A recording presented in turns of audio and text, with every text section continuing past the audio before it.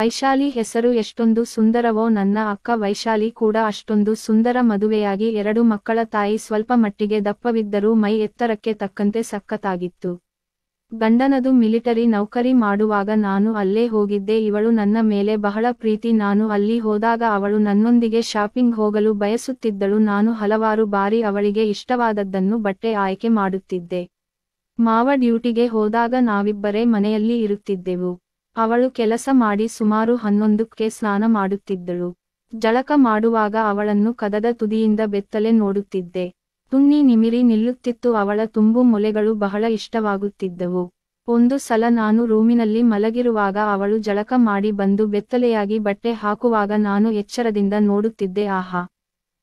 ಮೊದಲಿಗೆ ಅವಳನ್ನು ನೋಡಿ ತುಣ್ಣಿ ಹಿಡಿದು ಜಟ್ಕಾ ಹೊಡೆಯುತ್ತಿದ್ದೆ. ನಂತರ ಹೇಗಾದರೂ ಮಾಡಿ ಅವಳೊಂದಿಗೆ ಸೆಕ್ಸ್ ಮಾಡಬೇಕೆನ್ನಿಸಿತು. ಒಂದು ಸಾರಿ ನಾನು ಅವಳನ್ನು ಕದ್ದು ನೋಡುವಾಗ ಸಿಕ್ಕಿ ಹಾಕಿಕೊಂಡು ಅಂದಿನಿಂದ ನಾವಿಬ್ಬರು ಇನ್ನಷ್ಟು ಹತ್ತಿರವಾದೆವು. ಮೊದಲು ತನ್ನ ಬೆತ್ತಲೆ ಮೈಯನ್ನು ನನಗೆ ತೋರಿಸದ ವೈಶಾಲಿ ನನ್ನ ಮುಂದೆ ಬೆತ್ತಲೆಯಾಗಿ ತನ್ನ ಮೈಮಾಟ ತೋರಿಸಿದಳು. ನನ್ನ ಮಾವನಿಗೆ ನೈಟ್ ಡ್ಯೂಟಿ ಇದ್ದಾಗ ನಾನು ಹೋಗಿ ಅವಳ ಹತ್ತಿರ ಮಲಗುತ್ತಿದ್ದೆ. ರಾತ್ರಿ ಎಚ್ಚರವಾಗಿ ಅವಳ ಮೊಲೆ ಚಡ್ಡಿಯ ಒಳಗೆ ಕೈ ಹಾಕಿ ಹಿಚಕುತ್ತಿದ್ದೆ. ಇದನ್ನೆಲ್ಲ ಅರಿತರೂ ಅವಳು ಗಾಢ ನಿದ್ರೆಯಲ್ಲಿ ಇರುವ ಹಾಗೆ ನಟಿಸುತ್ತಿದ್ದಳು. ಹೀಗೆ ಹೋಗುತ್ತಾ ಅವಲ್ಲಿಯೂ ಕಾಮದ ಆಸೆ ಚಿಗುರಿ ನನ್ನೊಂದಿಗೆ ಬಹಳ ಸಲುಗೆಯಿಂದ ಇರುತ್ತಿದ್ದಳು. ಒಂದು ಸಾರಿ ನನ್ನ ಮಾವ ಕೆಲಸದ ಮೇಲೆ ಬೇರೆ ಊರಿಗೆ 2 ತಿಂಗಳ ಕಾಲ ಹೋಗಬೇಕಾಯಿತು.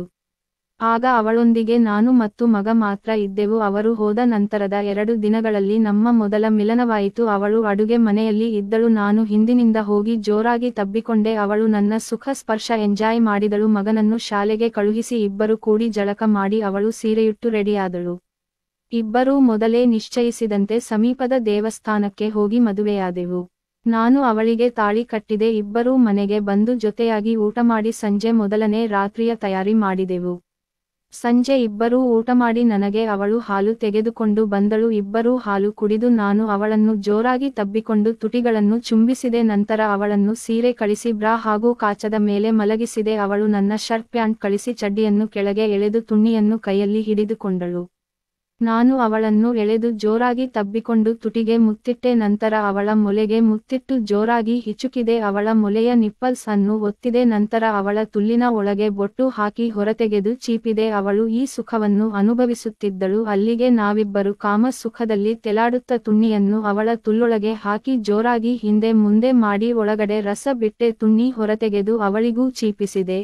ಇಬ್ಬರೂ ಬೆತ್ತಲಾಗಿ 1.5 ಗಂಟೆಗಳ ಕಾಲ ಮಲಗಿಕೊಂಡು ಎಳ್ಳುವ ಹೊತ್ತಿಗೆ ಮಗ ಬರುವ ಹೊತ್ತಾಗಿತ್ತು. ಮಗನಿಗೆ ಅವಳು ಊಟ ಮಾಡಿಸಿ ಮಲಗಲು ಹೇಳಿ ರೂಮಿಗೆ ಕಳಿಸಿದಳು. ಅವನು ಮಲಗಿದ ನಂತರ ನನಗೆ ಚಹಾ ತಂದಳು. ನಾನು ಅವಳನ್ನು ಹತ್ತಿರದಲ್ಲಿ ಕೂರಿಸಿಕೊಂಡು ಅವಳಿಗೂ ಚಹಾ ಕೂಡಿಸಿದೆ. ಸಂಜೆ ಇಬ್ಬರೂ ಫಿಲ್ಮ್ ನೋಡಲು ಹೋಗುವುದಾಗಿ ನಿರ್ಧರಿಸಿದೆವು. ಇಬ್ಬರೂ ಗಂಡ ಹೆಂಡತಿಯ ಹಾಗೆ ತಯಾರಾಗಿ ಮಗನನ್ನು ಕರೆದುಕೊಂಡು ಹೋದೆವು. ಚಿತ್ರ ನೋಡುವಾಗ ನಾನು ನನ್ನ ಕೈಗಳಿಂದ ಅವಳ ತೊಡೆ ಚಿವುಟುತ್ತಿದ್ದೆ. ಕತ್ತಲಾದಾಗ ತುಟಿಗೆ ತುಟಿ ಇಟ್ಟು ಮುತ್ತು ಕೊಡುತ್ತಿದ್ದೆ. ಅದಾದ ನಂತರ ಮನೆಗೆ ಬಂದೆವು. ಮಗನನ್ನು ಮಲಗಿಸಿ ಮತ್ತೆ ನಮ್ಮ ಕಾಮದಾಟ ಮುಂದುವರಿಸಿದೆವು. ಇಬ್ಬರು ಬೆಡ್ ರೂಮಿಗೆ ಹೋದೆವು. ನಾನು ಅವಳನ್ನು ಬೆತ್ತಲೆ ಮಾಡಿ ಹತ್ತಿರ ಬಾರೆ ವೈಶು ಎಂದೆ. ಅವಳು ಬೆತ್ತಲಾಗಿ ಹತ್ತಿರ ಬಂದಾಗ ಅವಳ ತುಲ್ಲನ್ನು ಇಂದು ಹಿರಿ ಬಿಡೋಣ ಅಂತ ಬೆಡ್ ಮೇಲೆ ಮಲಗಿಸಿದೆ. ಮೊದಲು ಜೇನುತುಪ್ಪ ಮೊಲೆಯ ಮೇಲೆ ಹಾಕಿ ಚೀಪಿದೆ. ನಂತರ ಜೋರಾಗಿ ಮೊಲೆ ಹಿಚುಕಿದಾಗ ನನ್ನ ವೈಶು ನೋಯುತ್ತಾ ಇದೆ ಕಣೋ ಎಂದಳು. ನಾನು ನಂತರ ತುಲ್ಲಿನಲ್ಲಿ ಬೊಟ್ಟು ಹಾಕಿ ಚೀಪಿದೆ. ಅವಳ ಬಾಯಲ್ಲಿ ತುಣ್ಣಿ ಇಟ್ಟು ಚೀಪಿಸಿದೆ. ಆಮೇಲೆ ಉದ್ವೇಗ ಹೆಚ್ಚಾಗಿ ತುಲ್ಲಿನಲ್ಲಿ ತುಣ್ಣಿ ಹಾಕಿ ಜೋರಾಗಿ ಹಾ ಹಾ ಹಾ ಎಂದು ಸದ್ದು ಮಾಡುವಂತೆ ವೈಶುಳನ್ನು ಹಟ್ಟೆ. ಅದು ಒಂದು ರೋಮಾಂಚನ ಅನುಭವವನ್ನು ನೀಡಿತ್ತು.